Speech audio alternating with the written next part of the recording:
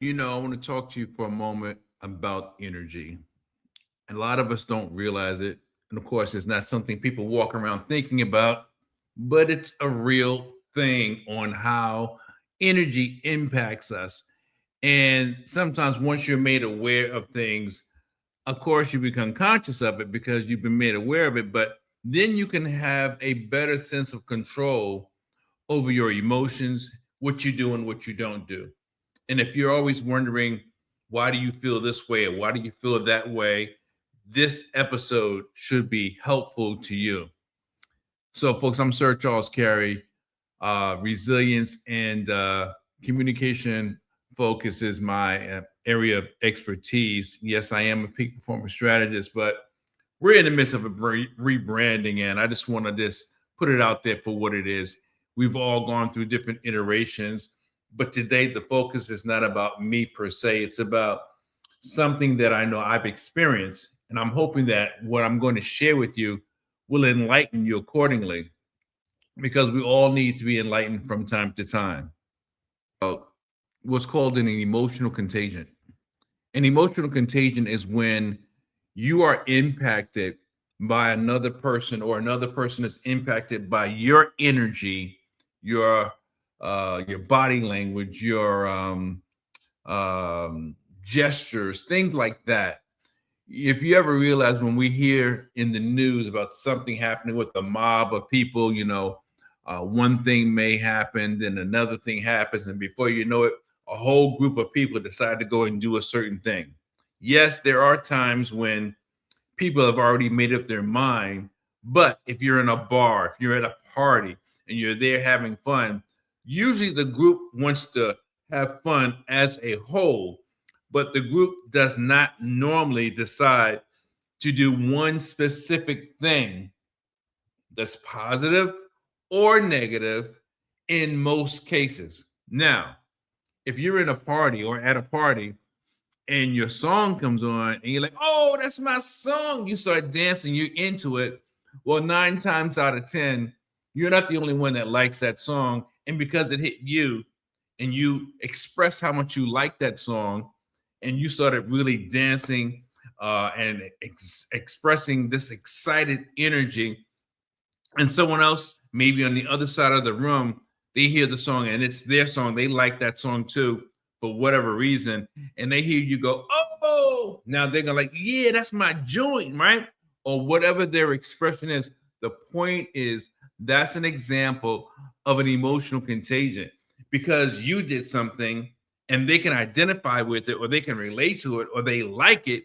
Now they feel the freedom to act out, and before you know it, if there are other people that like that song, they will do the same thing. They will start dancing more and smiling and really having a great time and really enjoying that music, that song.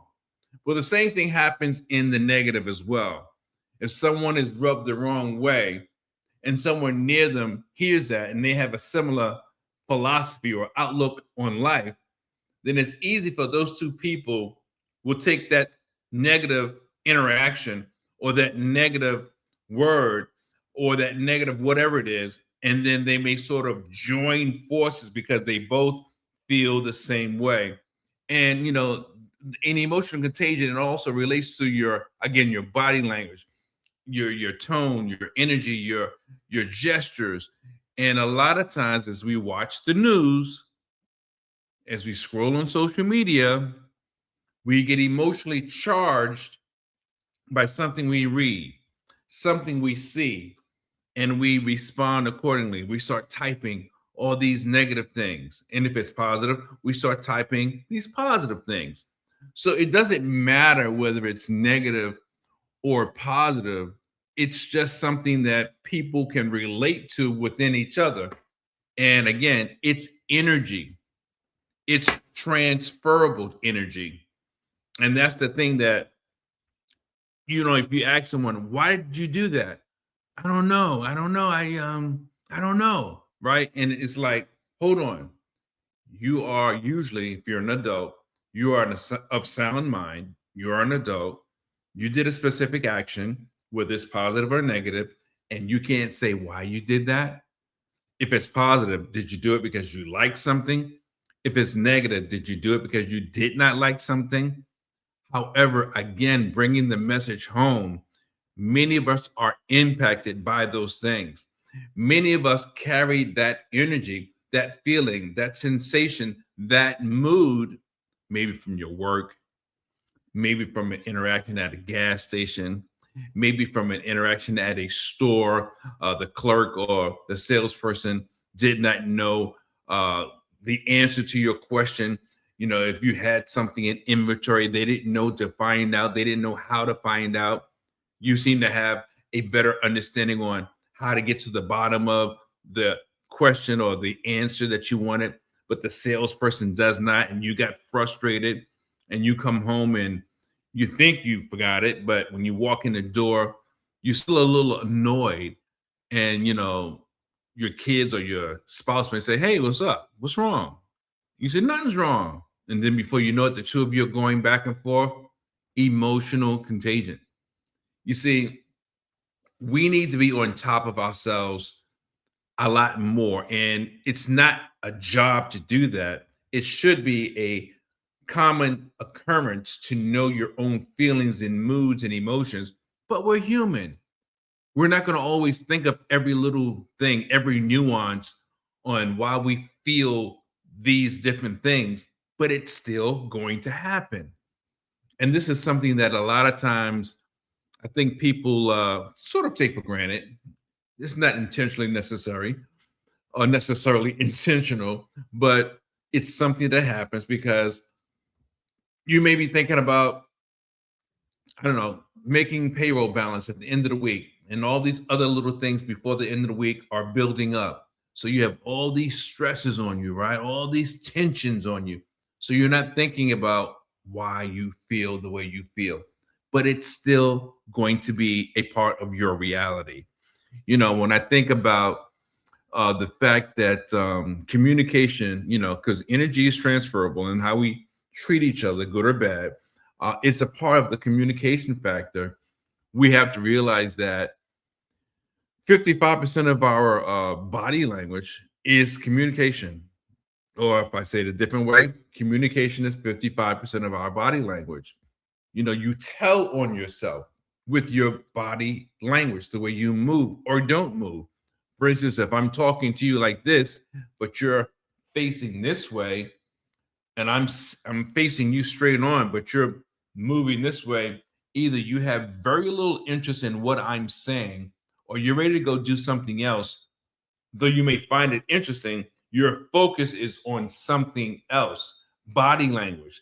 But if I'm talking to you and we're facing one another and we keep going back and forth, we're tuned in to what one another is speaking about or whatever the topic may be. And, they say 7% is the words that we use. So I tell people a lot of times, I listen to what people say, but I also listen to what people don't say or how they say things, because that tells a lot. And then there's another 38% that speaks to tone. How are you saying something? How does it come across? Is it aggressive? Is it dismissive? And all of that is part of communication. It all plays a part in how we engage one another. And I think a lot of times, again, we just do not think about it. We don't consider it a big part of, our day or a big part of the interaction we may be having with someone, but it does matter. And it also matters how you interact with your family. Imagine how treating your children.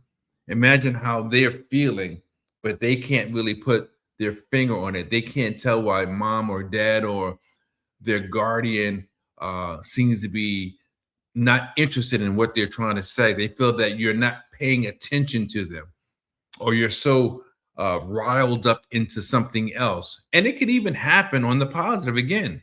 You could be so interested in the fact that you got a bonus and now you're going to go spend your money on this or that.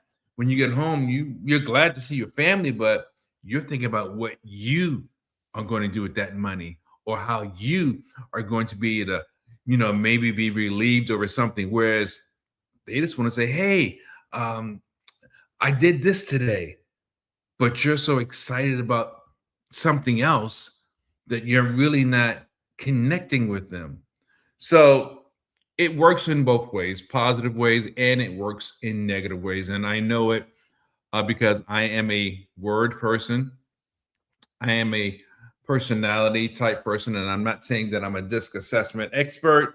Many of my colleagues are disc assessment experts or Briggs Myers experts, but just to be in touch with your fellow man, to have social awareness is really all it takes to understand when people are really connected or not.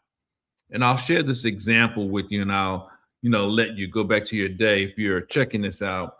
I remember this is going back over 20 years ago. I applied for a job.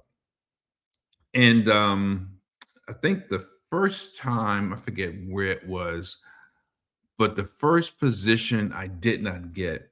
And the recruiter called me back. She says, I think I really got a good one for you. So I went back to the company and I interviewed again. And you're going to know what I'm talking about as I describe it. There's something called mirroring. And I decided to mirror that the night before, maybe a couple of days before, I saw a PBS interview about communication and body language and things like that. And they were expressing the fact that if you want to win someone over, it's good to learn how to mirror. And I did that. I actually followed their directions and I found it fascinating because one, I like people anyway. Two, I wanted and needed the job. And I did all that I could do to get the job. So as I'm being interviewed, and the gentleman, he's sitting back, crossing his legs. So I sat back also, and he's asking me questions about myself, and I give him the answer. Then he sat up and he said, this, that, and the third. So I sat up and gave him the answer, and then he moved a different way, and I moved a different way. And it's not about mimicking or making fun of someone, it's body language relatability. The way that we smile, the way that we move, the way we engage makes people feel comfortable or not comfortable. So after going through this interview with this gentleman, and he asked me everything. I give him my resume. I answered all the questions. He said, "Okay, well that's pretty much it. I don't have any other questions." I stood up, and he says, "Wow, that was a pretty good interview." And I was laughing inside of myself because that was the first time I intentionally utilized mirroring to get a job. And that job lasted me for about 19 years. Well, I stayed at that company for about 19 years. Can't say that every interaction at that company was great, but it did work. And that really confirmed with me and within me how to relate even more so with people, how to identify, how to read people, if you will. So emotional contagions are a real thing. It's something that you shouldn't take for granted. You should be very aware of it because, again, intentionally or unintentional, our energy, the way that we behave, the way that we act and don't act, things we say and don't say is and can be transferable. So maybe we should do less watching of the news, um, more responsible social media scrolling and spending less time or responsibly spending time on social media so that we get more out of it than it gets out of us. Because sometimes I believe it can take you down a rabbit hole, and before you know it, you've lost time, not realizing um, where the time is gone because it's grabbed your attention, and before you know it, it's taking you through a whirlwind of emotions by the things that are there and you didn't go there for that, but yet you're still exposed to it. So just realize that energy is transferable and that we have to be responsible and the custodians of our own energy. Remember that no matter what you do, because when it's all said and done, if not you, who? And if not now, when? Radiate the brain and change the game. I'll see you next time.